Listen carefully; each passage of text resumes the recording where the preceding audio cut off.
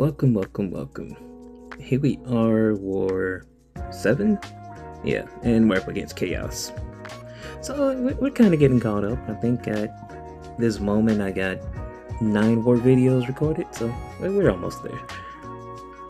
Alright, so first up, I already forgot what node we're on, but we're in section 1 fighting this Count Nefaria, and we got Future Ant-Man. You know, we're gonna do typical Future Ant-Man things, just SP1s. Should be punishing heavy more and doing intercepts. Those will help build up armors, which also, you know, eventually help me deal more damage and so on. But we're just playing things extra safe here. And we're making sure to get heavies in since, you know, dealing with the tactic dealing with Unstoppable. Yeah. So as you can see, like, we didn't even have like our 5 armors to get like all our extra bonuses, and one SP2 with 1 detonation did that much damage. So we'll just fire another one. Like I said, Future Ant-Man is just to me like a very safe champion to play. You mess up, you eat a combo, you can stun the opponent, armors reduce a bunch of the damage you're taking, so he's a very tanky champion. So here we're just, you know, firing SP1s. This gives us like power control. Combine that with the passive detonation, you get even more power control. So guy's very safe champion. Count Nefaria goes down. Now we have this APOC. And it's APOC, that's a big dude right there. 400k, almost 500k health, and not even a mini boss fight. That's a big dude. But we're coming back in with Future Ant-Man. APOC doesn't really benefit from, I think, like what the Amplify node, so it doesn't really matter if I play into the strike counter or whatnot. So the only thing that I'm really just focusing on is doing whatever I need to do. So we did eat the heavy, but because they're bleeds, they expire pretty quickly due to my awaken ability, and they turn to regen. So, you know, it's almost like, hey, it never happened. So we managed to get an SP1 off. And at least the cool thing about the route is we can interrupt APOC's heavy. This also helps to build up more armors with Ant-Man. And now we can fire a big juicy SP2. And as you can see, 1 SP2, APOC's already lost like 80% of his health. And now we just work on taking him down even more. The nice thing is we do have a power drain on our SP1. Luckily we didn't push into too much power because we lost our endurance, which means we could not counter the Unstoppable. But we fire another SP1 anyway. Could have just interrupted his heavy and went in SP2. But hey, it is what it is. APOC is down, Future Ant-Man. Like I said, whenever we managed to get the guy, I hated the 6-star Battlegrounds when 6 stars were the top of the cream of the crop. And so I would always ban a lot of people's like Future Ant-Man. He came out as a 7-star, and I was like, okay, now it's my turn to have Future Ant-Man. So yeah, I had to give him all the 200 stones from that Heart of Fire event. And now we're on Path 1, Section 2. Yeah, okay, Path 1. So we do have the Sinister here, and I really was curious about, like, if I just use Maker and use Parry Heavy. But I know there's like some energy resistance and all this other stuff going on here. But then I'm like, you know, wait, hold on. Send it because what? It's 99 energy resistance, and yeah, I mean, you know, Maker does have the heal block, so I am curious about Maker for this fight, but instead we're going to be using Future Ant-Man. Because, like, you know, I had to review this a few times just to be like, okay, I know I went over a fight plan, and I was like, what Future Ant-Man is going to be the play. Then the more I kept looking at the nodes, the more I kept thinking that I really think Maker could do this. But, you know, instead of going back to my battle group, I'm like, I'll just stick with the original plan I had, and we're going to go Future Ant-Man. Which does mean we're going to have to deal with some unblockables and all this other, you know, shenanigans. Now I'm over here trying to get a couple of intercepts and playing like trash. So I'm like, okay, cool. We'll just build up armors from interrupting the heavies, and we'll just fire some SP1s, keep the power drain in check, We're holding block so he doesn't really fire a special, which kind of didn't help at that point in time. Because yeah, the we stack on the debuffs from our SP1, and Sinister can reflect those, so you kind of want to avoid that. Cause yeah, that guy can, those degens start ticking and hurting. So initially I was like, if I just spam a bunch of SP1s, then we could kind of keep him in power check. And then I forgot about the unstoppable, because ideally I'm like, okay, yeah, I could just hold block, counter, throw attacks, fire SP1s for power drain. When my passive plasma detonation triggers even more power drain. But then I was like, oh wait, he will go unblockable like after every 10 crits basically. So unfortunately, like the last hit of the SP2 is like energy damage, so it's like a 99% resistance to it. But hey, we move on. We just fire this SP2 because why not? And ideally we did not want him to throw the SP1, but luckily only one degen stuck to us that time. And because we have all the armors, we can eat a combo, and what do? We stun the guy. No worries. So now he does have like 9 charges, so we crit again, he goes unblockable. At this point I'm just backing up. I'm like, okay, if I can at least get the bleed off, I'm okay if he throws SP1. We'll take one degen, but ideally we want to avoid it. So we get back, huddle in our corner, hit him a few more times, get another power drain going. We stopped our combo short because we kept going. He would have been red or green being able to throw the SP1, and we wanted to kind of get our SP1 off. So we cut our combo short just so we could punish, fire it again, and there you have it. Sinister is down. Hey, feature Ant-Man 3 for 3. Next up, we're on the second fight of Section 2, Path 1, and we have this Destroyer. We applied all our Mr. Fantastic pre-fights, and honestly, the only thing we just do for this fight is parry heavy. We're not going to worry about anything else, but we're just going to parry heavy. He comes to me, parry heavy.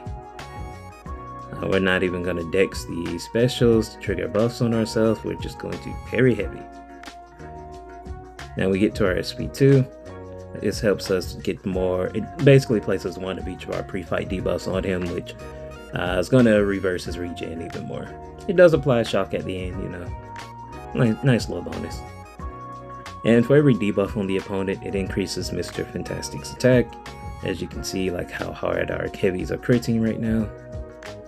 And I have the Captain America relic, so every time we block, our next hit does a bunch, a nice little chunk of burst damage, which is nice. So yeah, there was nothing fancy about that fight at all. And now we have this Node 41 Cassandra boss, who we took our previous war and we used Future Ant-Man. This time we're coming in with the Maker. And one of the things I should have did was, actually no, because we can't, I was gonna say I should have seen about heavy counter, but no, we can't do that against Cassandra. Because if you interrupt her heavy, then you do get stunned. But maybe we can kind of time it towards the second hit, but yeah, story for another day. So right now my plan is just to parry heavy.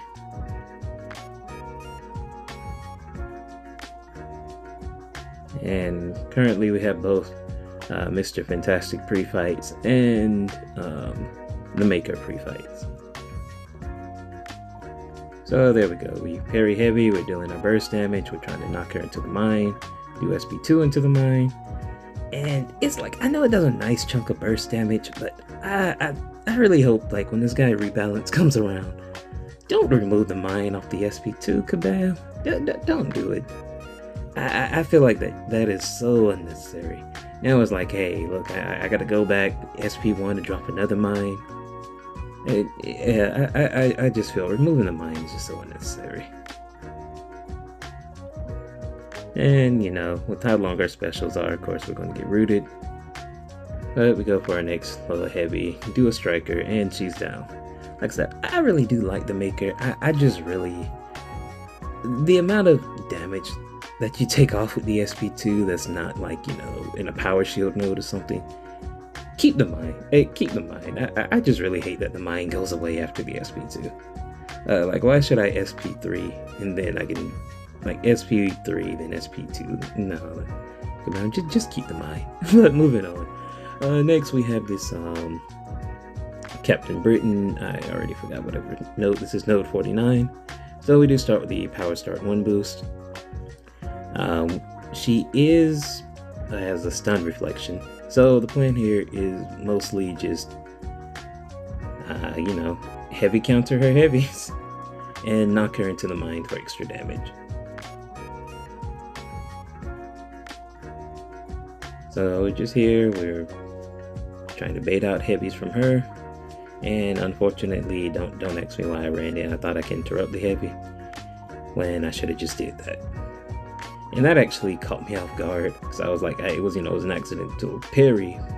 And then I'm like, oh, I'm about to be stunned. But then I'm like, oh wait, apparently his because he evades, I'm not being stunned. I don't know the interaction. I don't know if it's a bug, but hey, I'm safe right now.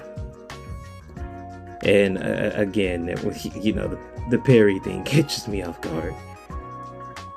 And I'm like, okay, I need to get a heavy. I'm trying not to lose my pre-fights. And at some point I'll get that the maker can't dodge in after that. But unfortunately, it was not meant to be. Like, I literally got no one to blame but myself. That was just super sloppy gameplay. It is what it is. That was just trash. So at this point I'm like, okay, let me review the notes again, because I was curious as to why when I the times I get the accidental parries and the evade, and it's like the evade triggers but the stun, I guess she's immune, so it's not working. So I had to read it, like, does that go on cooldown or something?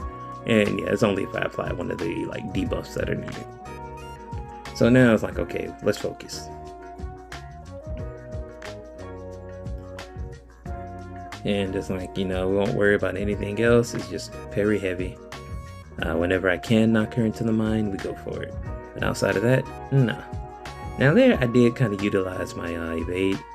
And, hey, we got caught, we got clipped.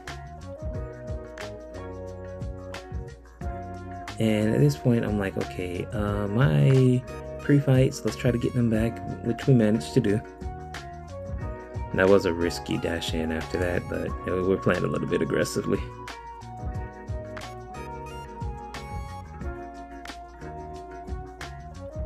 Yeah, we could have heavy countered there. That was probably the better move. At least looking back, you can always critique yourself after the fact.